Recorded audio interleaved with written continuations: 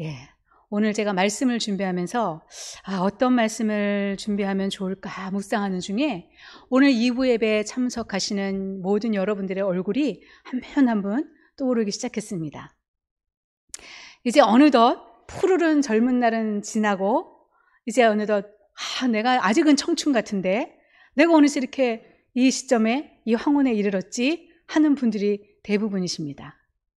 우리가 100세를 산다고 해도 탁 접어놓으니 지금 벌써 100세가 넘어갈 정도로 그렇게 황혼에 이른 분들이 함께 하고 계십니다. 오늘 그런 황혼을 달려가시는 분도 계시고 황혼에 이미 이른 분도 계셔서 오늘 함께 아름답게 익어가는 황혼은 어떻게 만들어가야 될 것인가, 그것은 어떻게 사는 삶이 되어야 아름답게 익어가는 황혼이 될 것인가 라는 말씀을 함께 살펴보려고 합니다. 어제 나들이를 갔다 오면서 차 안에서도 잠시 이야기를 나눴었는데요. 우리 지역의 일몰은 정말 아름답습니다. 한번 보셨습니까?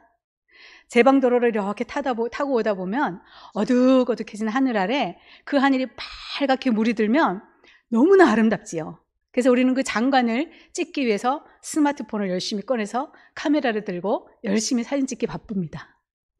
그렇게 아름다운 황혼을 볼 수가 있습니다. 그런데 가만히 생각해 보면 중천에 높이 떠 있는 해를 보면서 야, 멋지다, 아름답다 하고 핸드폰을 꺼내 들고 사진을 찍으시는 분이 계십니까? 오히려 자외선을 피하기 위해서 챙 있는 모자를 눌러쓰기도 하고 자외선을 얼굴이나 피부에 열심히 발라서 그 자외선의 빛을부터 우리를 보호하려고 하죠.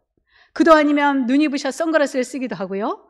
그리고 어제도 양산을 들고 다니셨던 고운분이 계셨는데 그렇게 해를 가리기 위해서 양산을 쓰고 다니기도 합니다. 같은 해의 모습인데 하나는 피해야 되고 어떤 것은 카메라를 들고 사진을 찍어내기 바쁜 그런 모습입니다. 저는 가만히 생각해 보니까 우리의 인생도 이런 해와 같이 별반 다를 바 없다라는 생각이 들었습니다. 한창 꼿꼿하게 싱싱하게 대쪽같이 서서 뭔가를 막 다 이룰 수 있을 것처럼 그럴 때가 있었는가 하면 이제는 푹 익어서 그래, 이래도 좋지 저래도 좋지 하면서 익어서 고개 숙인 그런 모습이 점점 다가오는 거지요. 그러니 오늘 우리의 신앙은 어때야겠습니까? 우리의 신앙도 이렇게 이제는 황혼에 이른 것처럼 푹 익어서 예수 그리스도의 진한 향기를 풍겨내야 되지 않겠습니까? 오늘 본문 말씀과 또 여러 인물들을 한번 살펴보면서 그 인물들은 어떻게 황혼기를 살아냈는지를 한번 살펴보려고 합니다.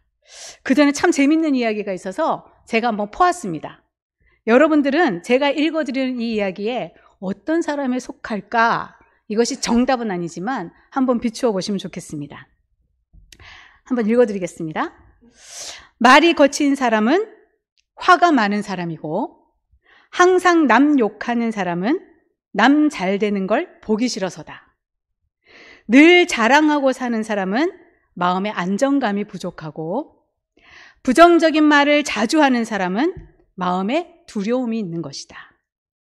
반면 부드럽게 말을 할 수 있는 사람은 안정감이 있기 때문이고 주변 사람에게 응원의 말을 보내는 사람은 늘 마음이 행복하기 때문이고 상대에게 위로의 말을 건넬 줄 아는 사람은 사람을 좋아하고 사람이 많은 사람이다. 여러분은 어떤 사람이십니까? 저는 조금 찔리더라고요. 네, 이렇게 우리는 황혼기를 보내고 또 죽음을 반드시 맞이해야 부활의 또 경험을 할 수 있습니다. 물론 지금도 부활의 기쁨의 때를 살아가고 있지만 어떻게 그 시간들을 잘 준비하고 인생의 황혼을 아름답게 익어갈 수 있을까 하는 고민은 참 중요하다는 생각이 듭니다. 황혼이란 말은 처음에도 말씀드렸지만 해가 막 져서 어둑어둑할 때 우리가 흔히 말하죠. 황혼에 하늘이 붉게 물들었다 이런 말 하죠. 또 한창인 고비를 지나서 쇠퇴하고 종말에 이른 때를 이야기하기도 합니다. 오늘 성경에 나오는 인물들은 이렇게 황혼기를 사는 인물들을 돌아가셔서 한 분 한 분 찾아서 읽어보면 참 은혜가 됩니다. 예를 들어 지난 일들에 감사했던 모세라든지 믿음의 자취를 남긴 아브라함이라든지 신앙생활에 대해서 유언을 했던 다윗이라든지 그 외에도 뭐 솔로몬이라든지 베드로라든지 욥이라든지 이런 많은 인물들이 있습니다. 그분들을 읽어갈 때에 황혼기에 비춰서 한번 읽어가 보시면 참 은혜가 됩니다. 근데 오늘은 그 많은 분들을 일일이 살펴볼 수 없으니 몇 분을 제가 모시고 왔습니다. 그분의 첫 번째 분은 바로 요셉입니다. 우리가 잘 아는 요셉은 어떤 사람이었습니까? 본인의 의지와는 상관없이 억울하게 고향을 떠나서 살아야 했던 그런 인물 중에 한 사람입니다. 그런데 요셉은 본인의 의지와 상관없이 억울하게 고향을 떠나 살았지만 용서와 화해로 충만했던 사람이기도 합니다. 왜냐하면 이 사람은 하나님의 사랑과 인도하시는 섭리를 믿었기 때문에 그의 일상은 항상 용서와 화해로 충만했습니다. 아버지가 죽으면서 형들은 자기들이 지은 죄가 있기 때문에 날마다 걱정이 됩니다. 저 동생이 저렇게 높아지고 저렇게 되었으니 나를 어떻게 하지 않을까 하는 걱정에 날마다 시달립니다. 그러나 요셉은 이미 그 형들을 용서했습니다. 그런데 그 형제들은 아버지가 유언을 남겼다는 둥, 내가 나쁜 일을 저질렀어도 나에게 복수하지 말라는 유언을 남겼다는 둥, 이렇게 아버지의 핑계를 대면서 여러 가지로 자신의 잘못을 덮겠다는 수작을 부립니다. 요셉은 그런 말을 들을 때마다 너무 속이 상합니다. 그리고 어느 구절에는 그 말을 듣고 너무 속이 상해서 울기도 합니다. 그것도 모자라 형들이 요셉 앞에 찾아가 어떻게 합니까? 더 비굴하게 나갑니다. 뭐라고 합니까? 우리는 너의 종이다 라고까지 이야기합니다. 정말 슬프지 않습니까? 이렇게까지 하면서 자신들의 안위를 위해서 수단과 방법을 가리지 않는 그 형들의 모습. 그런데 요셉은 이렇게 말합니다. 두려워하지 마소서, 내가 하나님을 대신하리이까 라고 형들을 위로하기까지 합니다. 요셉은 마침내 죽음에 이르지요. 110세가 되어서 요셉은 죽습니다. 그런데 그 두려워하는 형들에게 다시 한번 약속을 합니다. 뭐라고 약속을 합니까? 나는 죽을 것이나 하나님이 당신들을 돌보시고 당신들을 이 땅에서 인도하여 내사 아브라함과 이삭과 야곱에게 맹세하신 땅에 이르게 하시리라 하고, 그뿐 아니에요. 또 이스라엘 자손에게 맹세시켜 이르기를 하나님이 반드시 당신들을 돌보시리니 당신들은 여기서 내 해골을 메고 올라가겠다 하라 하였더라 라고 이야기합니다. 걱정하지 말라는 거죠. 안심시키는 거예요. 내가 당신들을 다 용서했으니 안심하라는 거예요. 내 해골까지 메고 올라갈 거라는 이야기를 하고 요셉은 그 약속을 지킵니다.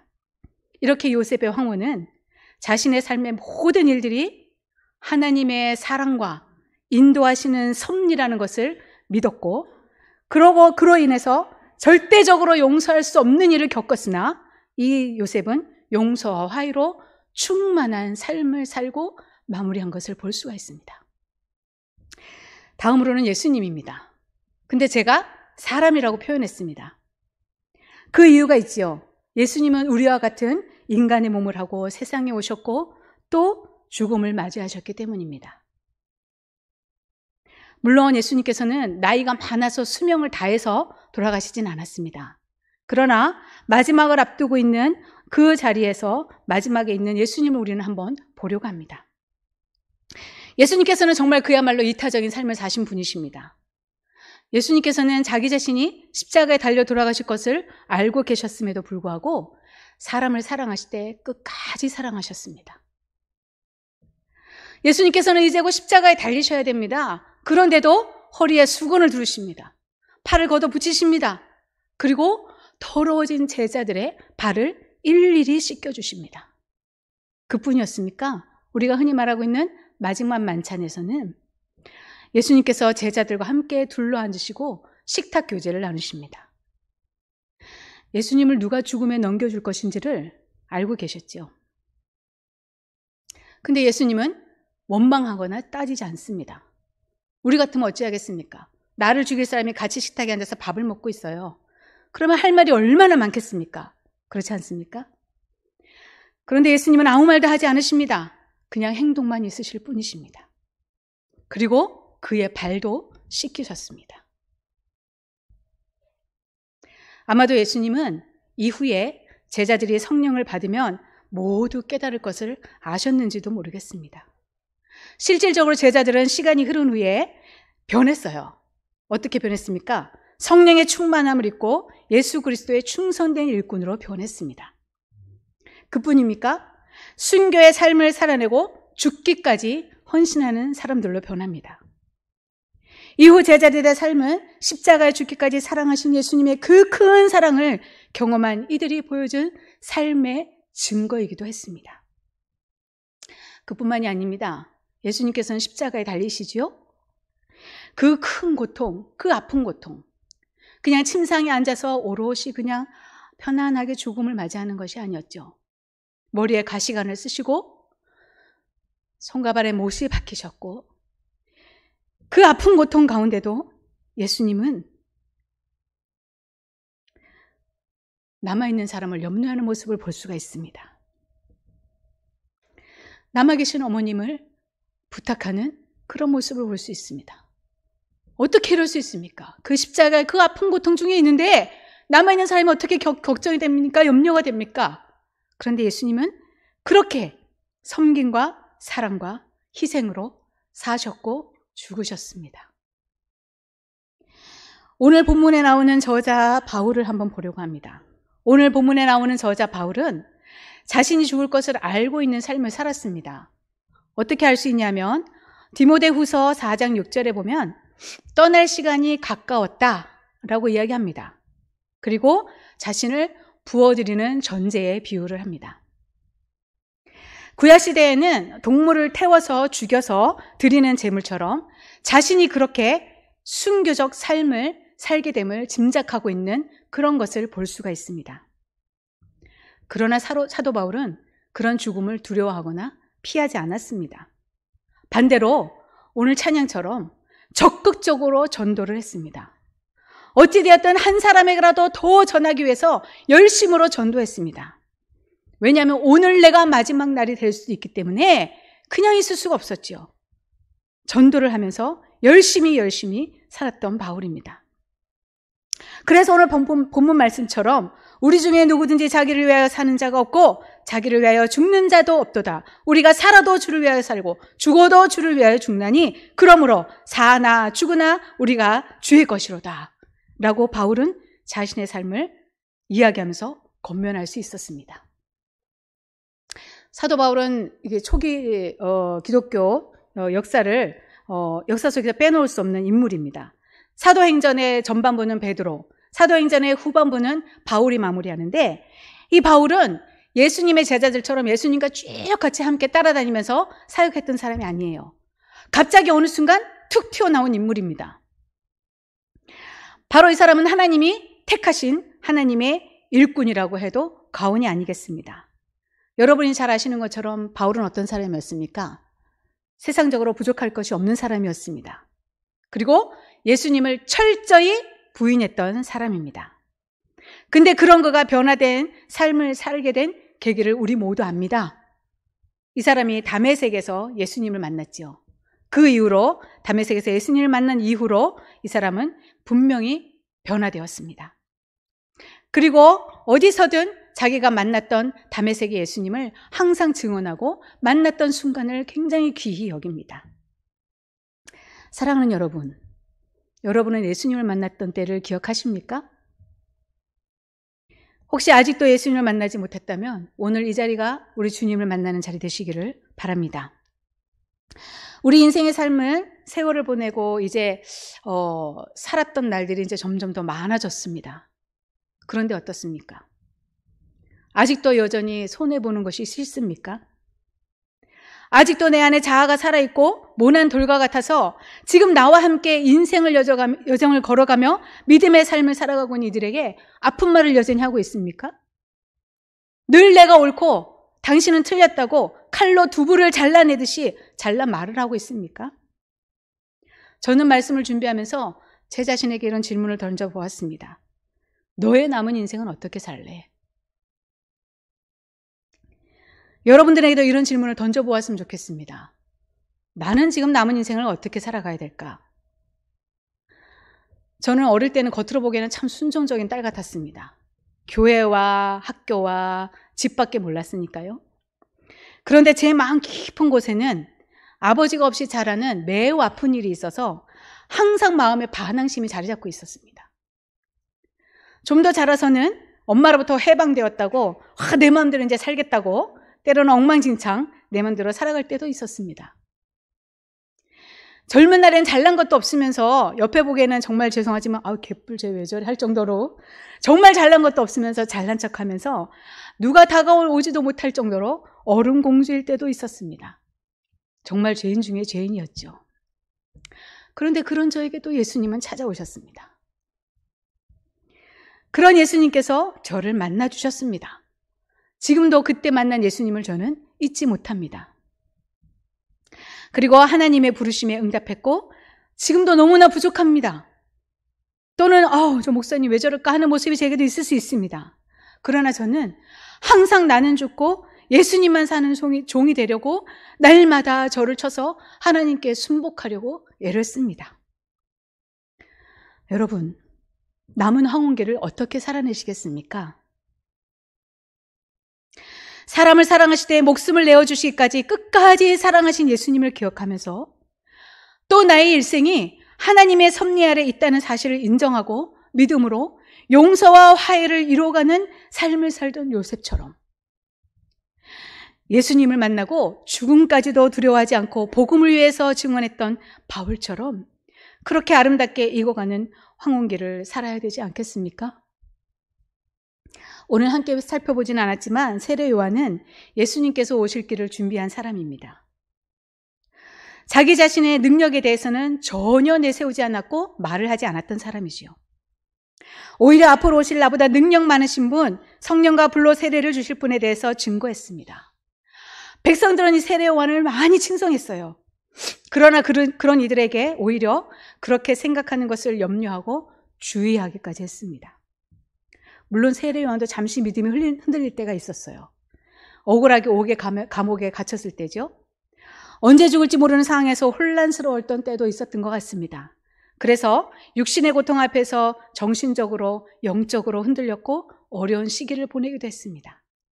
그런데요, 오늘 우리에게 이 세례 요한은 어떻게 기억되고 있습니까? 거룩한 하나님의 사자로 겸손히 주의 길을 예비한 하나님의 일꾼으로 기억되고 있습니다. 오늘 우리가 누군가에게 나를 기억할 때 어떻게 기억되어지기를 원하십니까? 한번 생각해 보신 적 있으십니까? 오늘 나는 어떻게 살아야 하는지 생각해 보는 것은 정말 중요한 나에게 던져지는 질문인 것 같습니다. 지난 4월 17일은 저희 어머님이 하나님 품으로 돌아가신 지 5주기가 되는 날이었어요. 와, 정말 너무나 세월이 빨리 가는 것 같아요. 근데 어머님 살아생전에 저하고 좋은 일만 있었겠습니까? 제가 또 그렇게 착한 딸이 아니었던 것 같아요. 그래서 투덕투덕 다툴 때도 참 많이 있었습니다. 그런데 지금 어머님이 제게 기억되어지는 것은 그렇게 맨날 투덕투덕하고 저한테 서운하게 했던 그 기억이 아니라 어떻게 예수님을 살고 그 신앙생활을 사셨는지 그것만이 제게는 남습니다. 어머님은 예수님을 정말로 사랑하셨던 분이고 그리고 하나님께서 기름 부으신 목사님을 정말 지극정성으로 섬기셨던 그런 분입니다. 그런 신앙의 길을 사셨던 어머님이 저에게는 정말 믿음의 본이 되셨습니다. 지금 여기 앉아 계시는 여러분들에게는 저희 어머님이 어떻게 기억되고 있습니까? 우리도 이제 믿음의 길을 다 달려가고 하나님 품에 안긴 후에 내가 살았던 나의 생은 남은 이들에게 어떻게 기억될까? 또 어떻게 기억되고 싶으십니까? 이 질문이 내 안에 있다면 지금 이 순간을 허투루 보낼 수 없습니다. 어제보다는 오늘보다는 내일이 더 예수님으로 물들어가고 내 안에 그리스도의 한계가 더욱 진하게 풍겨나는 하루하루가 되어야 되지 않을까요? 우리의 일상의 삶이 우리가 떠난 후에 내가 누구였는지를 말해줍니다. 여러분이 누구였는지 어떻게 기억되길 원하십니까? 우리는 그 준비를 내일 하는 것이 아니라 지금 바로 이 시간, 지금 바로 이 순간 준비가 되어져야 한다고 생각됩니다. 그런데 우리가 생각해 볼 문제가 있습니다. 우리가 그렇게 아름답게 익어가는 황혼기를 살아가는 데는 그 주변의 사람이 매우 중요합니다. 바울에게도 마지막으로 바울을 이끌며 지탱시킨 힘이 있습니다. 바로 함께 동역했던 실라와 디모데를 비롯해서 함께 동역했던 많은 제자들이 있습니다. 그들은 바울 곁에서 기쁨과 슬픔, 승리와 좌절을 함께 나누면서 서로에게 큰 힘이 되었던 인생의 동반자들이었습니다. 바울은 홀로 일을 한 것이 아닙니다. 그의 주변에 여러 사람과 연합하는 공동체의 힘으로 바울에게 맡겨진 사명과 사역을 온전히 감당하고 마칠 수가 있었습니다. 지금 여러분 앞뒤 옆에 앉아 계신 분들 한번 둘러보세요. 한번 이렇게 둘러보십시오. 예. 지금 여러분 옆에 계신 분들이 바로 삼복교회에 속한 모든 분들이 바로 그런 분들이십니다. 삼복공동체 속에서 교회 안에서 일어나는 기쁘고 슬픈 일들, 또 어려웠던 일들, 그리고 다시 일어서게 하는 회복과 은혜의 모든 순간까지 함께 하셨던 분들이십니다. 그리고 그뿐입니까? 앞으로 함께 주의 일을 하고 함께 달려갈 믿음의 동반자들이십니다. 이제 어떻게 하시겠습니까? 우리 공동체 안에는 때론 믿음이 연약한 이도 있을 수 있습니다. 그뿐입니까? 아직도 예수 그리스도가 나의 구주로 고백되어지지 않는 분도 있을 것입니다. 때로는 십자가에 넘겨준 유다처럼 그런 분도 있을 수가 있습니다. 그러나 그런 이들을 대해야 할 더욱 믿음이 있는 이들의 자세는 어떠해야 될까요? 그들을 업신여기거나 판단하지 말아야 합니다. 예수님께서 어떻게 하셨는지 한번 생각해 보십시오. 그리고 우리가 반드시 기억해야 될 것은 우리 모두는 주님 안에서 한 자녀임을 기억해야 합니다. 때가 되면 하나님께서 그들을 변화시켜 주실 것입니다. 그들에게 성령을 부어 주실 것입니다. 그리고 예수님의 제자들처럼 변화될 것입니다. 근데 그거는 나의 잔소리, 나의 염려, 나의 걱정, 나의 판단으로 되어지는 것이 아니지요. 오직 그것은 모두 하나님께서 하실 일입니다.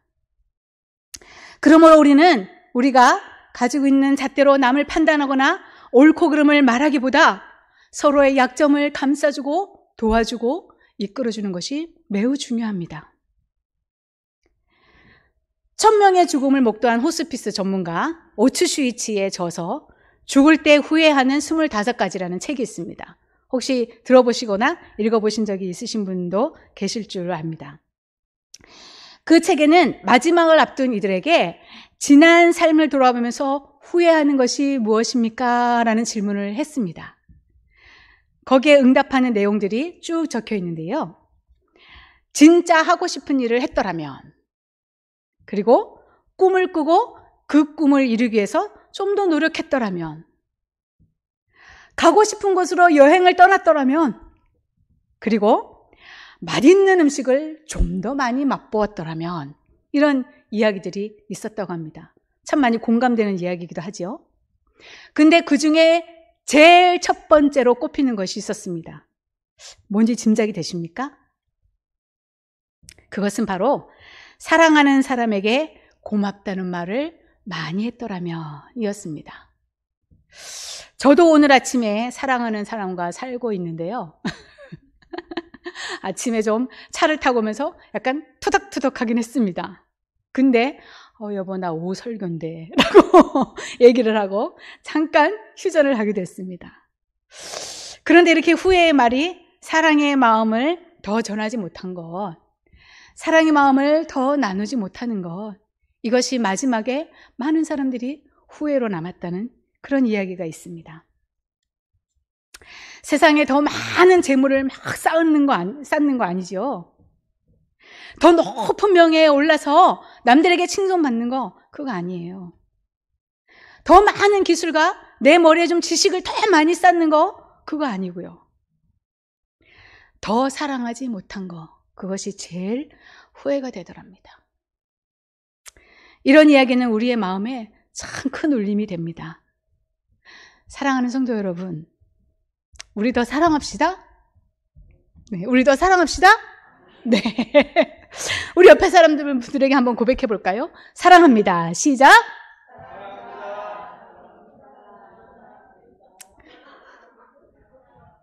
예, 아멘. 네, 하트도 그리시고. 네. 예. 이렇게 우리 더 사랑합시다.